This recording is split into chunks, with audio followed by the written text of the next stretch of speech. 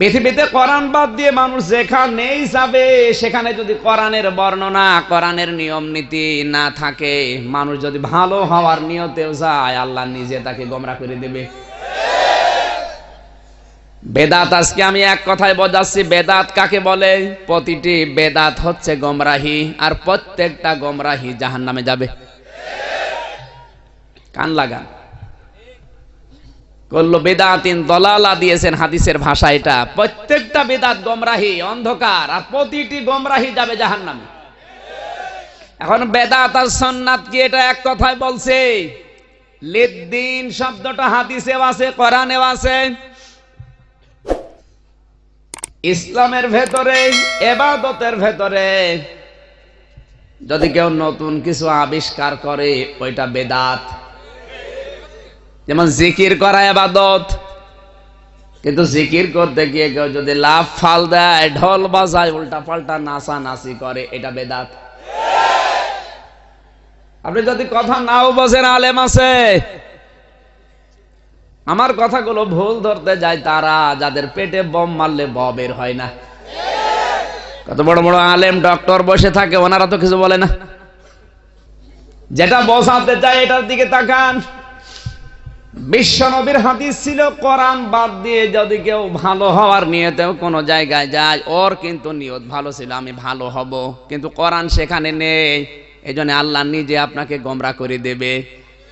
সুতরাং জিকির ভালো জিনিস, ওখানে লাভ ঝাপ দেবেন, ফালাফালি করবেন, ঢোল বাজাবেন, উল্টা পাল্টা করবেন, এর নাম ইবাদত না, এটা বেদাত। চট্টগ্রাম গিয়েছিলাম মাছ ভান্ডারিতে, ওরে লাভ বা ঢোল বাজাচ্ছে।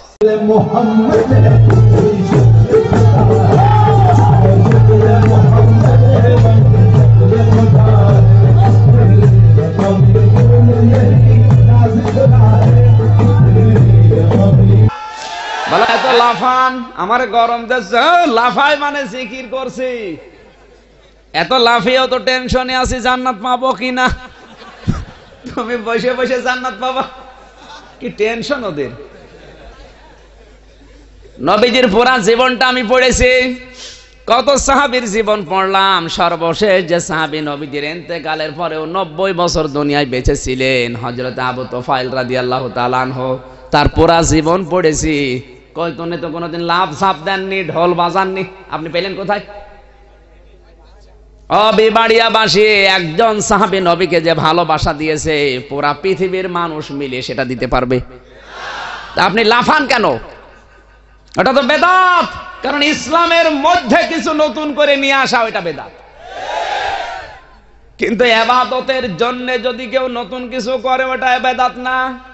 কথা কিন্তু প্রায় একরকমই মনে হচ্ছে, একটা মধ্যে আর একটা জন্যে। এখানে লাম মানে জন্যে। যেমন মসজিদ ছিল কাঁচা, খড়ের চাল দেওয়া, টিন দেওয়া, ওটা যদি উল্টিয়ে আপনি সুন্দর করে বিউটিফাই করে রং বেরং করেন, টাইলস লাগান, মোজাইক পাথর দেন, কোনো অসুবিধা নেই, কারণ ওটা ইবাদতের মধ্যে না, ওটা ইবাদতের জন্যে না। কথা বোঝেননি? ইবাদতের জন্য আপনি যেটা করবেন ওটা বেদাত না, কিন্তু ইবাদতের মধ্যে যদি কেউ নতুন কিছু আবিষ্কার করে, সে যেন এই মনে করে যে রাসূল বুঝতো না। আলিয়াউমা আকমালতু লাকুম দীনাকুম, সূরা মায়েদা 6 নাম্বার পারা, 6 নাম্বার পৃষ্ঠা, 4 নাম্বার লাইনের 1ম নাম্বার রুকুর 3 নাম্বার আয়াতের মাঝের অংশে আছে।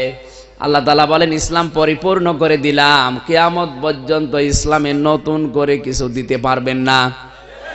যদি কিছু দিয়ে বলেন যে এটাও ইসলাম, আপনি কাফের। আর ইসলাম থেকে কিছু যদি বাদ দিয়ে বলেন যে এটা ইসলাম না, আপনি কাফের। ওই যে সরোয়ার ভাই বলছিল, বিচার ব্যবস্থা মানে না, এজন্য মুসলমানি আর নেই, কাফের হয়ে গেছে। কথা বলেন না কেন? তাহলে রাসূলের বিচার ব্যবস্থা না মানলে সে কাফের। কেউ যদি রাসূলের রাজনীতি না মানে, সেও কাফের। আর ইসলামে যেটা নেই আপনি যদি নতুন করে দিয়ে বলেন যে এটাও ইসলাম, আমি নাম ধরে বললাম, অনেকে মনে করছো ও তো আলেম। ও যদি আলেম হয় তাহলে জালেম কোনটা? মানুষ কিন্তু ভালো হওয়ার নিয়তে যাচ্ছে। সাধারণ মানুষগুলো এই যে লালনের মাজার কুষ্টিয়ায়, সারা দেশে মিলে যতটুকু গাঁজা পাবেন ওর মাজারে তার যাইতে মন মন গাঁজা পাবেন। আমি একবার রাত 9টার সময় যে দেখি দুধ খাওয়াচ্ছে, বললাম কি করেন? বলছে হুজুর আল্লাহর ওলি। আল্লাহর ওলির পোশাক আশাক কই? বলছে হুজুর পোশাক নেই, তাতে কি হয়েছে? এর ভেতরে মাল আছে। আমি বললাম মাল যা আছে সব তো দেখা যাচ্ছে, নতুন মাল দেখাও। এ মাল তো সবার আছে, ও কি মাল? মানুষ কিন্তু মনে করছে যে জিনিসপত্র আছে। আমার শিক্ষা দেওয়ার বিষয়, মানুষগুলো এখানে যায় কেন? ভালো হওয়ার নিয়েতে যায়। এই যে রংপুর, কুড়িগ্রাম, পঞ্চগড়, ঠাকুরগাঁও থেকে বউ ছেলে মেয়ে নিয়ে গাড়ি ভাড়া করে আসতেছে। জিজ্ঞাসা করেন কোথায় যাবেন? বলবে লালনের মাজারে যাচ্ছি কুষ্টিয়ায়। কেন? বলে লালন আল্লাহর ওলি। আমার বাড়ির পেছনে সারাটা জীবন আমি দেখছি কোরআনের কোন নিয়ম নীতি ওখানে নেই, ওখানে বাবাদের নিয়ম চলে। জটলা বাবারা যা বলে ওই নিয়ম ওখানে চলে। হাদিসের কথা ছিল কি, কোরআন নেই যেখানে আপনি যদি ভালো হওয়ার নিয়তেও যান, আদাল্লাহুল্লাহ, আল্লাহর নবী বলেন আল্লাহ নিজে আপনাকে গোমরা করে দেবে। এই জন্য আজ 48,000 পীর বাংলাদেশে, হাতে গোনা কয়েকটা বাদ দিয়ে অধিকাংশ দরবারে কোরআন নেই, কোরআনের নিয়ম নীতি চলে না, ওখানে চলে ওদের বাবাদের নিয়ম। ওর বাবা যেটা বলেছে ওইটা ইসলাম। আপনি যদি কোরআন শরীফ গুলিয়েও খাওয়ান, বলবেন না ওটা মানি না। ফল আমরা কি দেখতে পাচ্ছি? ভালো হওয়ার নিয়ত নিয়ে সাধারণ মানুষগুলো যায়, ভালো হওয়ার পরিবর্তে আল্লাহ ওদেরকে আরো গোমরা করে দেয়। আগে তো বিড়ি সিগারেট খাইতো না, এখন বিড়ি সিগারেট খাওয়া ধরেছে। আগে নাচানাচি করতো না, এখন নাচতেছে। আগে সেজদা দিত না, আল্লাহকে এক গোনা করতো, এখন পীরের মরিদ হয়ে পীর সাহেবকে সেজদা দিচ্ছে, এক গোনা আরো ডবল করে করছে। কথা বলছে না কেন? আমি প্রায় 11-12টা পীরের দরবারে গেছি, অধিকাংশ দরবারে কোরআন নেই, কোরআনের কোনো কর্মসূচি নেই, ওখানে শুধু বাবাদের নিয়ম চলে। আল্লাহ বলেন আমার প্রশংসা করা লাগবে এই কারণে, কারণ আমি আল্লাহ তোমাদের কিতাব দিলাম। কোরআন শরীফ যদি কাউকে ভালো বানাতে না পারে, কোরআন আমার সামনে, এটা যদি কাউকে ভালো বানাতে না পারে, তাহলে তার কপালে আর হেদায়েত নেই। কারণ হুদাল লিন্নাস দিয়েছেন আল্লাহ। এই লাম শব্দটা 19টা অর্থে ব্যবহার হয় আরবি গ্রামার অনুযায়ী। এর 13 নাম্বার কায়দায় বালাগাত মানতে গেলে লেখা আছে, জিন্দা মানুষদের জন্য আল্লাহ লাম ব্যবহার করেন। জীবিত মানুষদেরকে যদি কোরআন শরীফ হেদায়েত দিতে না পারে, বুঝতে হবে ওটা মানুষ না, ওর কপালে আসলে হেদায়েত আর নেই। না কথা বোঝেননি? এই যে সূর্যটা প্রতিদিন আলো দিচ্ছে, ওর কাজই আলো দেওয়া, কিন্তু পৃথিবীতে সবাই সূর্যের আলো পায়। অন্ধ যারা ওরা কিন্তু আলো পায় না, পায়। এখন দোষ কি সূর্যের না ওর চোখের? আল্লাহ তো হুদাল্লিন নাস দিলেন, কোরআন মানুষকে হেদায়েত দেবে, মুসলমানকে পথ দেখাবে না। হুদাল্লিন নাস, নাস মানে যে কোনো মানুষ। এরপরেও দুনিয়ার অধিকাংশ মানুষ কোরআনের হেদায়েত থেকে বাইরে। এটার কারণ কি? কোরআন শরীফ কি মিথ্যা হয়ে গেল? আরো জোরে বলেন। Milk is an ideal drink হবে না ফুড হবে? কেউ বলছে ফুড, কেউ বলছে ড্রিঙ্ক। তরল দেখে অনেকে মনে করছে ড্রিঙ্ক হবে।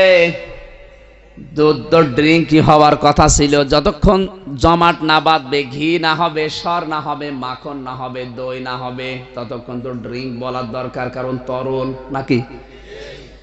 চিকিৎসা বিজ্ঞান নাম দিয়েছে milk is an ideal food, যেমন তেমন খাবার না, আদর্শ খাবার। কেন ফুড দিলেন? বাক্যটা তো ভুল মনে হচ্ছে। পৃথিবীতে যত খাবার আল্লাহ বানিয়েছে, বিজ্ঞান গবেষণা করে দেখেছে, আপনার যদি ক্ষুধা লাগে খাবার খাবেন, ক্ষুধা মিটে যাবে, পিপাসা মিটবে না। আপনার যদি পিপাসা লাগে পানি পান করবেন, পিপাসা মিটে যাবে, ক্ষুধা মিটবে না। একটা মাত্র খাবার আল্লাহ বানিয়েছে যেটা খেলে পিপাসাও মিটে যায়, ক্ষুধাও মিটে যায়, তার নাম দুধ। এই জন্য যে সন্তান জন্মের পরে যত বেশি দুধ পান করবে মায়ের, সে তত বেশি নাদোষ নদোষ হবে, মোটা তাজা হবে। কথা বলেন না কেন? এই অধিকারটা আমার আল্লাহ দিয়েছেন। ওয়ালিদাতু ইরদি'না আওলাদাহুন্না হাওলাইনি কামিলাইনি লিমান আরাদা আইয়ুতিম্মার রাদা। সূরা বাকারা 2 নম্বর পারা 17 নম্বর পৃষ্ঠার প্রথম নম্বর লাইনের 232 নম্বর আয়াতের প্রথম অংশে আছে। তাফসিরে ফি জিলালিল কোরআন থেকে বলছি, আল্লামা সাইয়্যেদ কুতুব রহমাতুল্লাহ আলাইহি লিখেছেন, আল্লাহ পাক বলেন, হে পৃথিবীর মায়েরা, তোমাদের জন্য সন্তানের যে অধিকার আছে 2 বছর পর্যন্ত তাদেরকে দুধ দেওয়া লাগবে। অধিকার দিয়েছে কে? আল্লাহ। আরো জোরে। কিন্তু দেশের দিকে এখন তাকান, অনেক মায়েরা আছে তার সন্তানকে দুধ দিতে চাচ্ছে না। নিজের যৌবন নষ্ট হয়ে যাবে, নিজের ফিকার খারাপ হয়ে যাবে। এজন্য স্বামীকে বলে ডানো আনো, ডানো আনো। আমাদের পাগল হয়েছে। বাজারে এখন প্রায় 10টার মতো শিশুদের খাবার পাওয়া যাচ্ছে। আমি এগুলো সেদিন বাচ্চার খাবার কিনতে গিয়ে লিখে এনেছে যে ল্যাকটোজেন, কেয়ারটেক, ডানো, হরলিক্স, নিডো, নান, Prima, kite body, everybody, Biomilk. এখনো 3টা ছিল, আমি বললাম আমার দরকার নেই। এই যে 10টার নাম বললাম, একটাও কিন্তু ভালো জিনিস দিয়ে তৈরি হচ্ছে না, সব পশুর দুধ দিয়ে বানানো হয়। বিশেষ করে ডানোটা, যেটা আমাদের পাগল পেয়ে ওরা বোঝায়, ডানো আনো। কেন, তোমার কি হয়েছে? কথা বলছেন এখানে। আগেকার জামানায় যারা সন্তান জন্ম দিয়েছে 8টা 10টা 20টা 22টা পর্যন্ত জন্ম দিয়েছে, কোনোদিন সিজারও লাগে নাই। আর এখন একটা জন্ম দিতে গিয়ে হচ্ছে না, সিজার লাগছে, আবার দুধ নেই, ডানো আনো। আমাদের পাগল পেয়েছে। সিজার ছাড়া বাচ্চা হয় না, তার কারণটা কি? এই যে স্টেজে যে কয়জন বসে আছে হুজুর সহ, এদের একটার মা কেউ সিজার করা লাগে নাই। লেগেছে? একটাও লাগে না। সিজার ছাড়া বাচ্চা হয় না, তার কারণ কি? কয়েকদিন আগের রিপোর্ট, বাংলাদেশের 100টা মহিলার 98টা মহিলা সিজার ছাড়া বাচ্চা দিতে পারছে না। কারণটা কি? কারণ আগেকার মেয়েদের আল্লাহর উপরে ভরসা ছিল, ওই ভরসা এখন মেয়েদের কমে গেছে। সন্তান পেটে আসতে দেরি, 3-4 মাস হয়, স্বামীকে বলে চলো নিয়ে চলো কসবাই। কেন? পেটের ভেতরে যেটা আছে ওটা জন্ডিস না লেডিস দেখা লাগবে। 10 মাস 10 দিন সন্তান পেটে রাখতে গিয়ে মনে হয় 5-6 বার আল্ট্রাসাউন্ড করে। এরকম মহিলা আছে না নেই? আল্লাহ বলে তোর দায়িত্ব আমি ছেড়ে দিলাম, যা। সেই বীর্য থেকে শুরু করে পর্যন্ত নিয়ে আসলাম, কোন রাস্তা দিয়ে আনবো আমি আল্লাহ ভালো জানি। এখন আমার ওপর আর ভরসা নেই, যত ভরসা ডাক্তারের ওপরে। তোর ওই হাইব্রিড বাচ্চা আমি ডাক্তার দিয়ে কেটে বের করবো। এজন্য হাইব্রিড বাচ্চা ডাক্তার দিয়ে কেটে বের করে হাইব্রিড শয়তান হচ্ছে। হাইব্রিড শয়তান বাংলাদেশে কম না বেশি? আমি নাম নাই নিলাম, আবার নাম ধরে ফেলবো, দরকার নেই। কেউ চিন্ত না, হঠাৎ আঙ্গুল ফুলে কলা গাছ হয়ে মুসলমানদের মাথার উপরে ছড়ি ঘোরাচ্ছে। আমার তো মন বসে নাম বলে ফেলি, কিন্তু না, নাম বললে আমি মায়ের খাবো না। ভাই এমনি দিনকাল ভালো না। আজকে আসার সময় দেখলাম রাস্তায় ওই হুজুরের সাথে আমার দেখা, আমার দিকে টেরা করে তাকাচ্ছে, না জানি আবার কি হয়ে যায়। এজন্য দিনকাল ভালো না। হাইব্রিড যেগুলো পৃথিবীতে এখন সবচাইতে বেশি বাড়ছে, হাইব্রিড শয়তান দিন দিন বেড়েছে। ফসল আদি আপনি সার দিয়েও এত বাড়ে না, হাইব্রিড শয়তান যে হাইতে বাড়ছে। মা বোনেরা ভরসা আবার তৈরি করা লাগবে আমার দাদিদের মতো আল্লাহর উপরে। বলেন, আপনি সন্তানকে দুধ দিতে চান না কেন? কারণ ওটা তো স্তনে, ওটা দুধ আল্লাহ দেয়নি। ওটার ভেতরে মহব্বত আছে, ভালোবাসা আছে, ওর ভেতরে রোগের প্রতিষেধক আছে, ওর ভেতরে ভিটামিন আছে। যে সন্তান যত বেশি মায়ের দুধ পান করবে, মায়ের সাথে তার মহব্বত ভালোবাসা বেড়ে যাবে। আপনি দিতে চান না, তার অধিকার নষ্ট করেছেন। এই জন্য দেখা যায় সন্তানও বড় হয়ে মায়ের হক নষ্ট করে বৃদ্ধাশ্রমে রেখে আসে। এটা এখন দেখতে পাচ্ছি না আমরা। দুধের প্রশংসা করলে আমি এখনো অনেক করতে পারতাম। দুধ আসলেই ভালো জিনিস, কিন্তু এই দুধ যদি কেউ আমাশার রোগীকে দেয়, সুবহানাল্লাহ না নাউজুবিল্লাহ? নাউজুবিল্লাহ বলার কারণ হচ্ছে ওর রাস্তা হবে পায়খানার সাথে। কথা বলেন ঠিক কিনা? দুধ ভালো, সবার জন্য ভালো না। কোরআন শরীফ ভালো, সবার জন্য ভালো না। কোরআন শরীফকে যদি কেউ ভালো বলে গ্রহণ করতে না চায়, আমার আল্লাহ জোর করে তাকে কোরআনের হেদায়েত দেবে না, কখনোই না। এই যে নরসিংদীর গিরিশচন্দ্র সেন, বেটা হিন্দু, আমাদের যাতে কোরআন পড়েছে বেশি, বুঝেছে বেশি, লিখেছে বেশি, কিন্তু হেদায়েত পায়নি। কথা বললে না কেন? এখানে যত মানুষ বসে আছে, একটা মানুষও গ্যারান্টি দিতে পারবে না যে পড়া কোরআন শরীফের প্রতিটি শব্দের অর্থ আমার জানা আছে। কেউ পারবেন না, আমরাও পারবো না, কারণ এখন আমাদেরও মনে নেই। পড়েছিলাম, কিন্তু এখন আবার দেখা লাগবে, স্টাডি করা লাগবে। কিন্তু বেটা হিন্দু পড়া কোরআন শরীফের অর্থ শুধু লেখে নাই, তাফসির পর্যন্ত লোকটা লিখেছে। তাহলে তাফসির লিখতে হলে প্রতিটি শব্দের অর্থ তার নখদর্পণে ছিল নাকি? কথা বললেন না কেন? আমাদের চাইতে কোরআন পড়েছে বেশি, বুঝেছে বেশি, লিখেছে বেশি। মারা যাওয়ার পরে জানাজা হয়েছে, কবরে দিয়েছে, কি করেছে? পড়িয়ে ফেলেছে। কে বুঝলেন ব্রাহ্মণবাড়িবাসী? এত পড়ে, এত বুঝে, এত লিখে যদি কোরআনের হেদায়েত না পায়, আপনি এসেছেন মাহফিলে, হেদায়েত পেয়ে যাবেন না। আপনার মন থাকা লাগবে আগে। আপনার মন যদি তৈরি না হয়, কখনোই আল্লাহ জোর করে আপনাকে হেদায়েত দেবে আল্লাহর অত দায় পড়ে নাই। আল্লাহ কি দায় পড়ে গেছে? আল্লাহ পাক বলেন, এমন কিতাব আমি দিয়েছি, ওয়ালাম ইয়াজআল লাহু ইওয়াজা। আমার এই কোরআনের ভেতরে কোনো বক্ষতা নেই, আমার কোরআনের ভেতরে কোনো গোপন কথা নেই, তথাকথিত কোনো মারেফতের কথা নেই। আজ বাংলাদেশে মারেফতের পীর, শরীয়তের পীর, তরিকতের পীর, হকিকতের পীর, কত পীর। আরে দেশে বাবারও অভাব নেই। দয়াল বাবা, আগলা বাবা, পাগলা বাবা, খাসা বাবা, ন্যাংটা বাবা। কয়েকদিন আগে বের হয়েছে মাটি বাবা, শুধু মাটি খাচ্ছে। শরীয়তপুরে গিয়েছিলাম, ওখানে শুনলাম বের হয়েছে শিকল বাবা। শরীরের ভেতরে কোনো পোশাক নেই, শুধু শিকল দিয়ে শরীর আটকানো, শিকল বাবা নাম দিয়েছে। কত মানুষ ওখানে যাচ্ছে দেখলাম, আমি নিজেও গিয়েছিলাম দেখার জন্যে।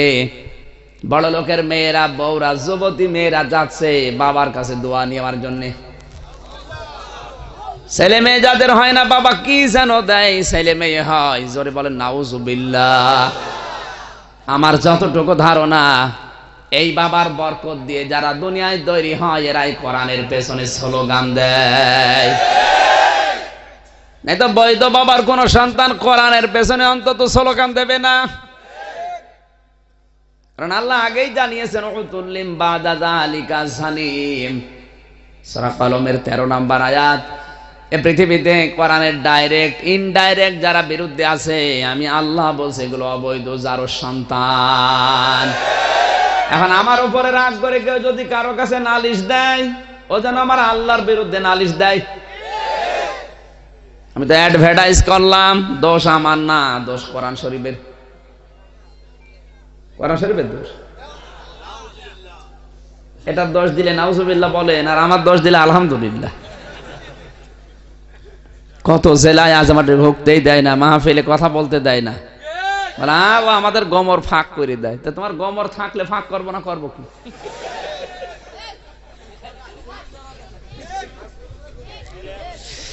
আমি আপনার শত্রু না, আপনাকে আমি চিনিও না।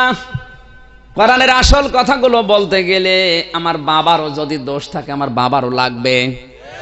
আপনি এখানে লিখে দিয়েছেন তাফসিরুল কোরআন মাহফিল।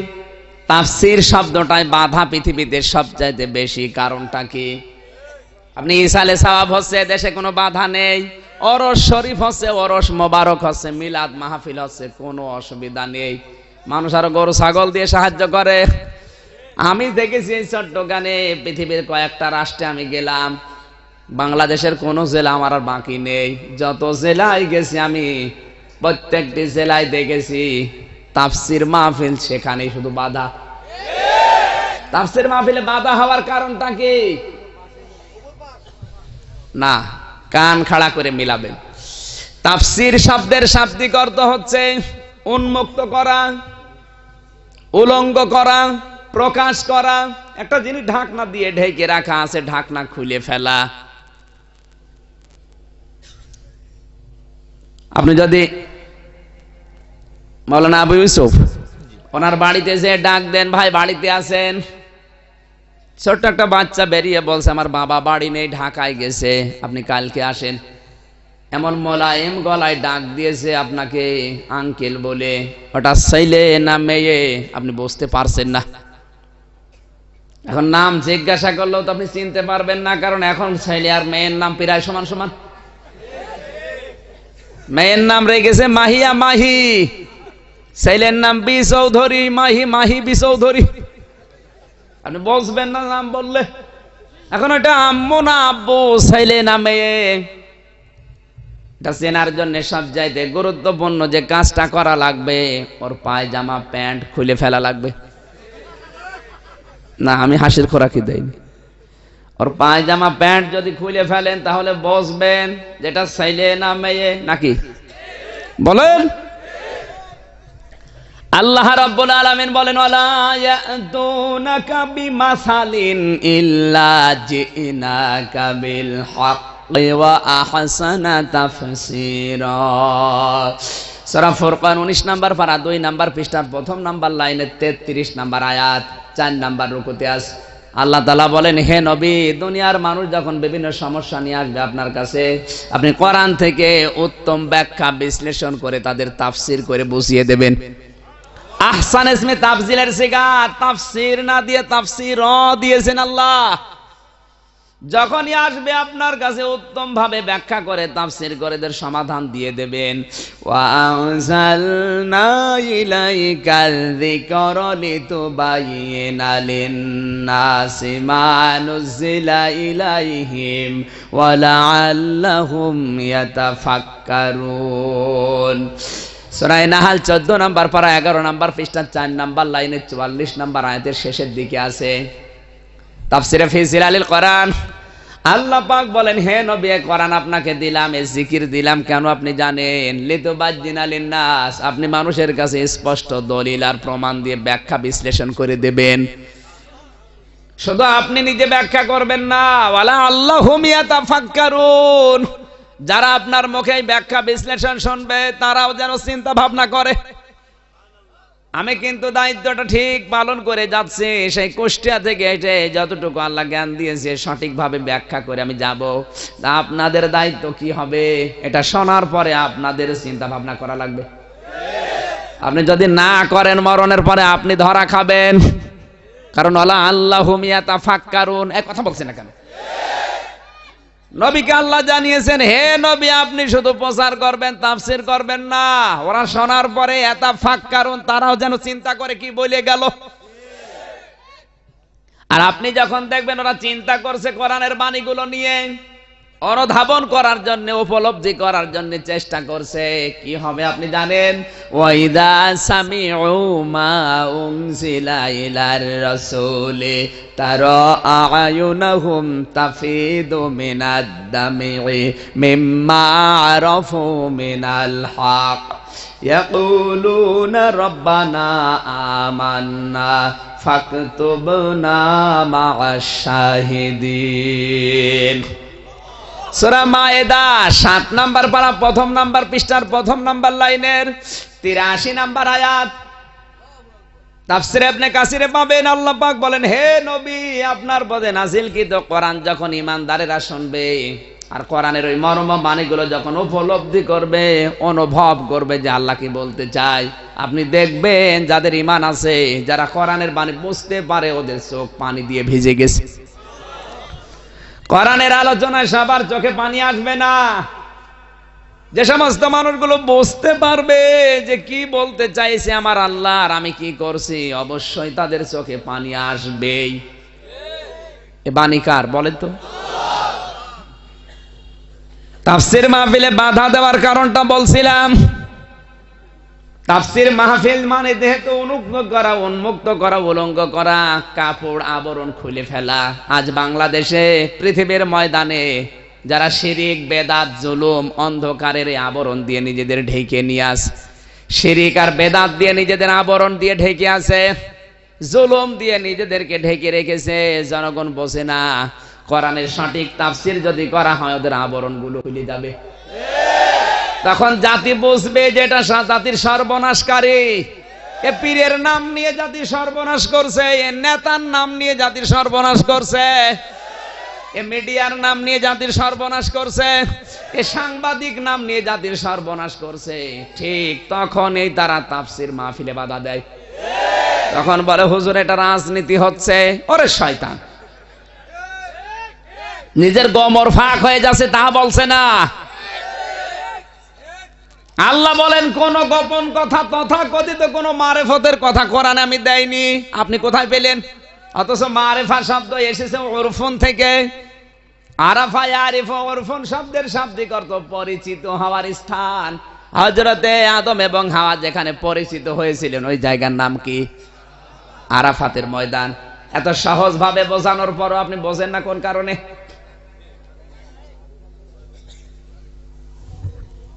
আমার তো মনে হয় এত সহজ বাংলায় বলার পরও যারা না বোঝার ভান করে আছে, ও আজরাইল দেখার আগে ও সোজা হবে না।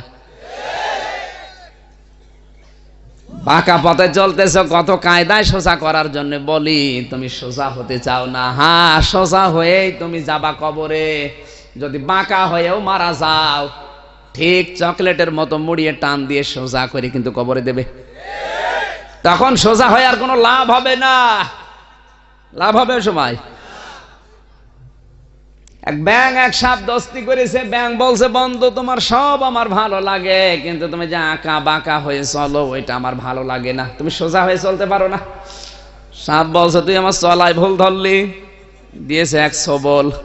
সাপ কিন্তু ফনা ধরতে সময় লাগে না, স্বাভাবিক হতে সময় লাগে।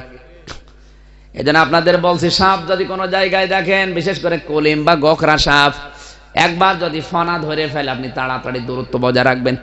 কারণ ফনা ধরতে সময় নেয় না, স্বাভাবিক হতে ওর অনেক সময় লাগে। কথা বোঝা যায়নি? ও ফস ফস করছে, ব্যাঙ দিয়েছে লাফ পানির ভেতরে। চিন্তা করছে বন্ধু ফস ফস করে উঠলে আমারে দেবে।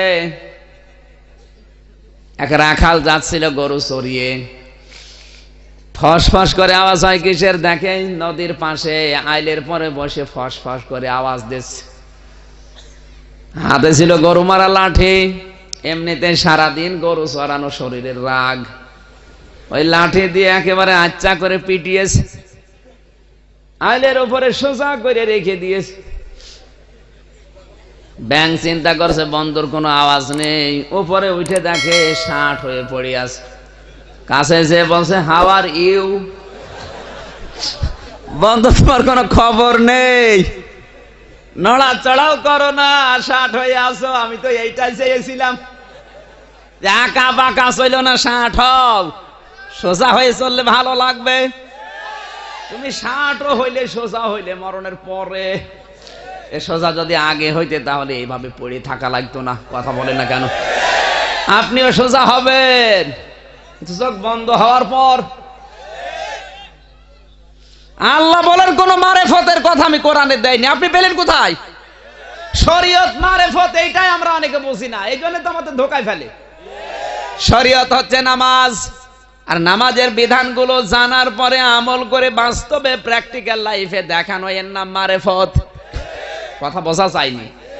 যাকাত হচ্ছে শরীয়ত, যাকাতের বিধানগুলো জানার পরে ওগুলো আপনার সম্পদের যাকাত আদায় করার নাম মারেফত।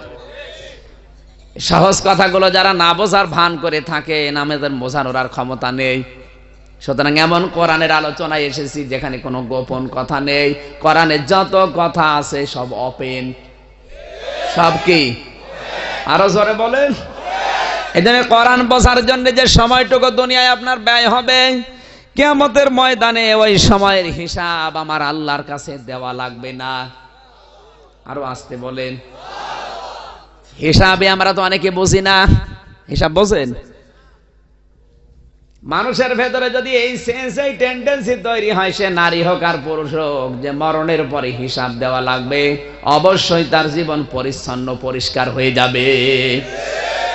নবীজির মতো মানুষ মাঝে মাঝে দোয়া করে দেন, আল্লাহুম্মা ইউহাসাবু হিসাবান ইয়াসিরা, হে আল্লাহ তুমি আর যাই করো আমার হিসাবটা সহজ করে দিও। ও ব্রাহ্মণবাড়িয়াবাসী, হিসাব কি জিনিস একটু টাচ দেয়। খলিফাতুল মুসলিমিন হযরত ওমর রাদিয়াল্লাহু তাআলা আনহু জান্নাতের গ্যারান্টি যিনি জিন্দা অবস্থায় পেয়েছিলেন, আমরা তো জাহান্নামের গ্যারান্টি পাইনি, পেয়েছি। আর তিনি জান্নাতের সার্টিফিকেট জিন্দা অবস্থায় পেয়ে গেছে। আকাশের তারকা দেখতে পান, আকাশের তারকা রাজির চাইতে হযরতে ওমরের নেকির কাজ ছিল বেশি। যে রাস্তা দিয়ে হেঁটে যেত 40 দিন ওই রাস্তায় শয়তান যেতে ভয় পেত। এত বড় পাওয়ারফুল মানুষ, নবীজি যার সম্পর্কে জানিয়েছেন আমার পরে কোন নবী আসবে না, যদি নবী আল্লাহ কাউকে বানিয়ে পাঠায় ওমর আল্লাহ নবী হয়ে যাবে। তার মানে নবী হওয়ার সব যোগ্যতা আল্লাহ ওমরকে দিয়ে দিয়েছিল। এই ধরনের মানুষ ছেলেকে ভর্তি করলেন মাদ্রাসায়। হযরত হুসাইন একই মাদ্রাসায় পড়ে, বারবার কলম ফেলে দিচ্ছে, ডাক দিয়ে বলে আমার কলমটা তুলে দাও আব্দুল্লাহ। 3 বার তুলে দিলেন, 4র্থবার তিনি আবার বলেন কলম তুলে দাও। হযরত আব্দুল্লাহ বলে হুসাইন কলম বারবার ফেলো, তুলতে বলো, আমি কি তোমার খাদেম নাকি চাকর নাকি? হযরত হুসাইন বলে আব্দুল্লাহ তুমি শুধু চাকর না, তুমি চাকরের বাচ্চা চাকর, তুমি তো খাদেমের বাচ্চা খাদেম। ওর গেছে রাগ হয়ে, প্রেসিডেন্টের ছেলে এমনিতে রাগ হওয়ার কথা। হযরত ওমর ওই সময় সারা জাহানের অর্ধেক জাহানের বাদশা ছিলেন। আপনি আজ একটা মেম্বারের ছেলেকে বলে দেখেন তো আপনার মাথা থাকে কিনা। আর তিনি বলেছেন একেবারে প্রধানমন্ত্রীর ছেলেকে রাগ হওয়ার কথা, কথা বলেন না কেন? এক দৌড়ে বাড়িতে গেছে, ডাক দিয়ে বলে আব্বা আমি আর মাদ্রাসায় পড়বো না। কেন? আমাকে গালি দিয়েছে, তোমাকেও গালি দিয়েছে। হযরত ওমর বিচক্ষণ মানুষ ছিলেন, ডাক দিয়ে বলে ঠিক আছে সন্তান, আজকে না, বিচার আমি জুমার দিন করব। হাজার হাজার মানুষ মসজিদে নববীতে এসেছে। নবীজি সাহাবী হযরত ওমর খুতবা দেওয়াকালীন আলোচনা বন্ধ করে বললেন হুসাইন আসো, বলে হ্যাঁ সামনে আসো। তুমি আমার এই সন্তানটাকে গালি দিয়েছো খাদেমের বাচ্চা খাদেম বলে? বলে হ্যাঁ। কেন দিলে? হযরত হুসাইন বলে খলিফা বুকে হাত দিয়ে বলেন তো আপনি কি আমার নানার খাদেম ছিলেন না? হযরত ওমরের কথা বন্ধ হয়ে গেছে, চোখ দিয়ে দর দর করে পানি পড়ছে। তাই তো, আমি তো তোমার নানার খাদেম ছিলাম, তুমি কি এই কথাটা লিখে দিতে পারবে? হযরত হুসাইন বলে কাগজ কলম নিয়ে আসেন। খেজুরের পাতা নিয়ে এসেছে, তিনি লিখে দিলেন এই ওমর আমার নানার খাদেম ছিল, আমি নিজে দেখেছি, ইতি হুসাইন ইবনে আলী, সই করে দিলাম। কাগজটা হাতে নেওয়ার পরে হযরত ওমর বারবার চমা খায়, চোখের পানি দিয়ে ভেজায়, ডাক দিয়া বলে নবীর সাহাবীরা বিচার হয়ে গেছে। ছোট মানুষ আব্দুল্লাহ বোঝে না, বলে আব্বা তুমি তো বিচার শুরুই করলে না, বিচার হয়ে গেল কি করে? হযরত ওমর বলে সন্তান যে বিচার করেছি এটা দুনিয়া না, মরণের পরেও কাজে লাগবে। আমি যখন মারা যাব এই কাগজটা আমার কাফনের ভেতরে দিয়ে দিও। কিয়ামতে আল্লাহ যখন হিসাব নেবে কিছুই যখন দেখাতে পারবো না, এই কাগজটা আমার আল্লাহর দরবারে দেখাবো, রব্বুল আলামিন আমার জীবনের কিছুই যদি তোমার ভালো না লাগে এই কাগজটার দিকে তাকাও, তোমার নবীর নাতি লিখে দিয়েছে আমি নবীর খাদেম ছিলাম, তুমি এই ওসিলাই হলে আমাকে মাফ করে দাও। ও কসবাবাসী আমরা কোন ধান্দায় আছি?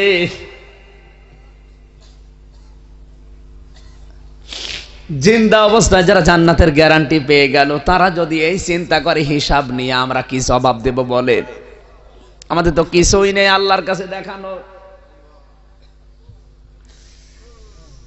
এই জন্য নবীজি জানিয়েছেন কোরআনের পেছনে যে সময়টুকু মানুষ ব্যয় করবে কিয়ামতের ময়দানে ওই সময়ের হিসাব আল্লাহর কাছে দেওয়া লাগবে না, বিনা হিসাবে আল্লাহ ওই সময়টুকু পার করে দেবেন। দোয়া করছি মুসাফির অবস্থায় আল্লাহর দরবারে, আল্লাহ এখানে যত মানুষ আমরা এসেছি আমাদের জীবনটা তুমি কোরআনের পেছনে ব্যয় করার তৌফিক দাও, জোরে বলেন আমিন। কিয়ামতের ময়দান আমরা হিসাব দিতে পারবো না, বিনা হিসাবে যেন আল্লাহ আমাদের জান্নাত দিয়ে দেয়। দরুদ আর সালাম পড়ি আমাদের নবী, মানবতার মহান শিক্ষক মুহাম্মদুর রাসূলুল্লাহ সাল্লাল্লাহু আলাইহি ওয়াসাল্লামের প্রতি। নবীজির জন্য পৃথিবীতে যে যতটুকু করেছে আমার আল্লাহ ওটা নষ্ট করেন না, ওটা তুলে রেখেছে। নবীজির জন্য যদি কোনো কাফেরও কিছু করেছে ওইটাও আল্লাহ ফেলে দেয়নি। নবীজি আপন চাচা আবু লাহাব তো জাহান্নামে যাবে, কিন্তু নবী যেদিন জন্মগ্রহণ করে এই দুইটা আঙ্গুল দিয়ে ওর এক দাসীকে মুক্ত করে দিয়েছিল। ওই দাসী সুহাইবিয়া শুধু বলেছিল, মালিক আপনার মরা ভাই আব্দুল্লাহর একটা সন্তান হয়েছে। এ কথা শোনার পরে আনন্দে ডাক দিয়ে বলেছে, দাসী আমার ভাই থাকলে তো খুশি হতো, ভাই যখন নেই আমি তার চাচা, এত বড় খুশির সংবাদ আমাকে দিলি, আমার ভাইয়ের সন্তানের জন্য তোকে আজ আমি খুশির এই আমেজে আজাদ করে দিলাম। এই দুই আঙ্গুল দিয়ে বলেছিল, যা তোরে মুক্ত করে দিলাম। আমার আল্লাহর দরবারে এইটাও পছন্দ হয়ে গেছে। আবু লাহাবের কাজকর্ম আমার আল্লাহর পছন্দ না, কিন্তু এইটা পছন্দ হয়েছে। কিয়ামতের ময়দানে এমনকি এখনো পর্যন্ত যে কষ্ট পাচ্ছে, প্রতি সোমবারের দিন শুধু এই দুই আঙ্গুল চোষণ মারে, তখন একটু আরাম পায়। ও কসবাবাসী, নবীজির জন্য কি করেছিল, শুধু এতটুকু করার কারণে যদি আল্লাহ তারটাও নষ্ট না করে, আজ আমরা নবীর জন্য নবীর উম্মত হিসাবে যদি কিছু করে দেখাতে পারি এই রবিউল সানি মাসে, অবশ্যই আমার আল্লাহ ওইটা নষ্ট করবেন না। এই যে শেখ সাদির নাম আমরা শুনি, যেটা পড়লাম আমরা প্রথমেই, বালাগাল উলা বিকামালিহি কাশাফাদ দুজা বিজামালিহি হাসনাতে জামিউ খিসালিহি সাল্লু আলাইহি ওয়া আলিহি। শেখ সাদি 120 বছর দুনিয়ায় বেঁচে ছিলেন, 30 বছর একাধারে ইলম অর্জন করেছেন, বাকি 30 বছর তিনি কর্মজীবনে কাটিয়েছেন, বাকি 30টা বছর বিভিন্ন দেশ ভ্রমণ করেছেন, আর বাকি 30টা বছরের জীবনের শেষ বছর 30টা বছর গবেষণা করে করে 2টা কিতাব লিখেছে, একটা গুলিস্তান আর একটা বস্তা। কত চরণ আছে, কত লাইন আছে অনেকে জানেই না, কিন্তু শেষ জীবনে এসে শেখ সাদি নবীর জন্য এই কবিতাটা লিখেছে। 3 নাম্বার লাইন লিখে তার আর মনে আসে না। ডাক দিয়ে বলে, রব্বুল আলামিন কত কবিতা লিখলাম, দুনিয়ায় কোনোদিন আমার কলম থেমে যায়নি। আজকে আমি নবীর নামে কিছু লিখতে গেলাম, আমার কলমটা থেমে গেল। তাহাজ্জুদের নামাজ আদায় করে যাই নামাজেই ঘুমিয়ে গেছেন। গভীর রজনীতে বিশ্ব নবী এসে ডাক দেয়, সাদি এত চিন্তা করো কেন? শেখ সাদি ডাক দিয়ে বলে, হে নবী, জীবনে বহু কিছু লিখেছি, কোনোদিন আমার কলম বন্ধ হয়ে যায়নি। আজকে আপনার নামে আমি কিছু লিখতে গেলাম, 3 নাম্বার লাইন লিখে আমার আর মনে আসে না, কলম স্টপ হয়ে গেছে। আল্লাহর নবী বললেন, কি লিখেছে শোনাও দেখে। স্বপ্নের ভেতরে তিনি 3টা লাইন শোনালেন।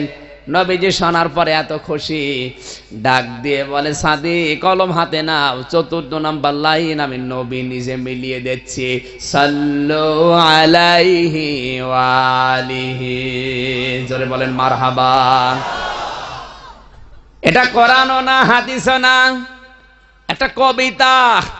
কিন্তু আজ অনেক মুসলমান আবেগ দিয়ে মহব্বত নিয়ে কত সুন্দর করে পড়ে।